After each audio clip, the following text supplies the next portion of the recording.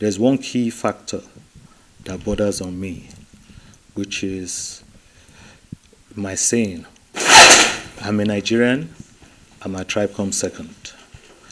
That saying is unity of Nigeria. It's not by tribe, it's not by religion, it's not by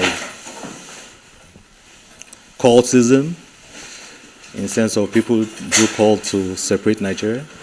We all have to put our hands together as one, brothers and sisters, so that the country can move forward. And I believe we can, because growing up, it was never like this. I could drive from Zaria to Lagos, and nothing will happen. Today, you can barely drive from Abuja to Kaduna. You see all what is going on in the country, And part of all these things that is going on in the country, a lot of people in government are aware of it. And it is sad because we all blame the president. But the president has given Nigeria what he can give. Everything pertaining to security, he has given it to Nigeria. Pertaining to COVID, he gave it to Nigeria. Pertaining to welfare, he gave it to Nigeria. But once he leaves the president's approval, there are other people that are meant to take care of this thing. And I call them saboteurs. That is why they blame the president of today. Because in Nigeria, he's probably the only man that is not corrupt. All of us here, one way or the other, we're all corrupt. Corruption doesn't necessarily mean giving bribe. You get what I'm saying? But we have to fight it hard and come out this 2023 to elect a leader that will change Nigeria. Not a leader that is going to give you 4,000 or 10,000 naira and you won't see him to the next 4 years. And everybody keeps saying. All the aspirants have their own different quality.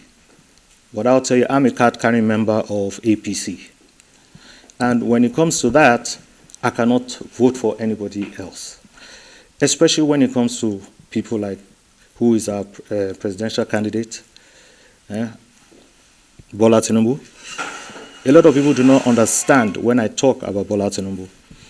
Bola Tinubu has been one of the most effective governors. Since he left government house till today, his master plan is still what Lagos State is working on. That is one. Bola Tinubu fought for democracy. He's like his son to my grandfather, my late grandfather. That's Pa Alfred Owani, who was the sole financier of Nadeco. And in Nadeco, Bola Tinubu and all the rest were on exile, and he was fond of Bola Tinubu. So don't let us also look at the other side. People say he's a criminal, he's on drugs, he's about to die. All those people that are wishing it on themselves. Because it's only God. There's only one God. Whether you're a Muslim or you're a Christian, there's only one God. It's only God that gives and it's only God that takes. When President Buhari was coming, they say, it won't last. Isn't it looking better today? It's God's grace. Let's look at the objective. Yes, Bola Tinubu has a lot of money. Yes, I'd rather have someone that has a lot of money, knowing that he's going to come and do work and have the power, than someone that doesn't have the money, that will not get there and go and thief. You get what I'm saying? So for me, let all of us, and I project through this medium, that you people have to keep this campaign and reach out to other people in different sectors so that they can all come in. I'm not a selfish person. I also talk to them. They will come, they'll see the award and everything. It's pretty much easy, but all of us are to blame. Today you see a minister having 6 cars. Was he voted in? What are they afraid of? Our total security outfit is no more than 1.1 million. To look after over 200 million Nigerians? It's impossible. You have the politicians, you have the VIPs, you have all of them taking on these people privately. So how can they safeguard Nigeria? Then you have the illegal smuggling of arms, ammunition, and chemical weapons, all these things that is brought into the country. What does custom do with it? They sit down on it and they burn it. Why hasn't it been up to today one human being has not been jailed over these things. We don't look at all these things. In every bullet or any gun that is brought into Nigeria has a serial number. And that serial number will lead to this manufacturer of that thing.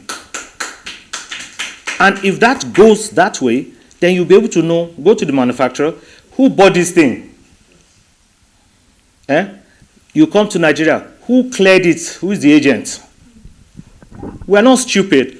They will say they seized 2 containers. Maybe 10 has gone past. Are you there? You are not there. Because this thing, yes, we have porous border. But all of us need to take action.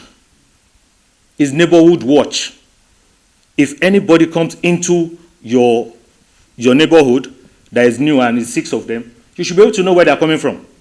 If you're abroad, you go and move into a house, one person in that estate will call police that we have a gentleman that has just moved into this property, he's having friends, he's doing this, he's doing that, blah, blah, blah. We don't do that.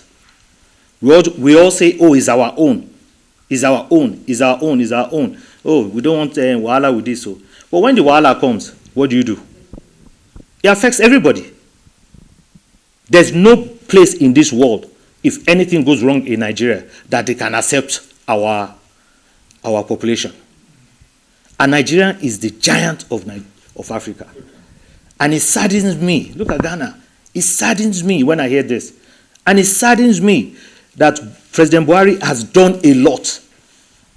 But yes, in his government, he has saboteurs. You people just be looking at the paper, hey, Buhari this, Buhari this, Buhari not this. What has the president not done in Federal Executive Council that he has said no to, that borders on Nigerians' welfare? He said, yes, he has given them the money. Yes, we borrow money so that our security is there. So why do we still have these security challenges?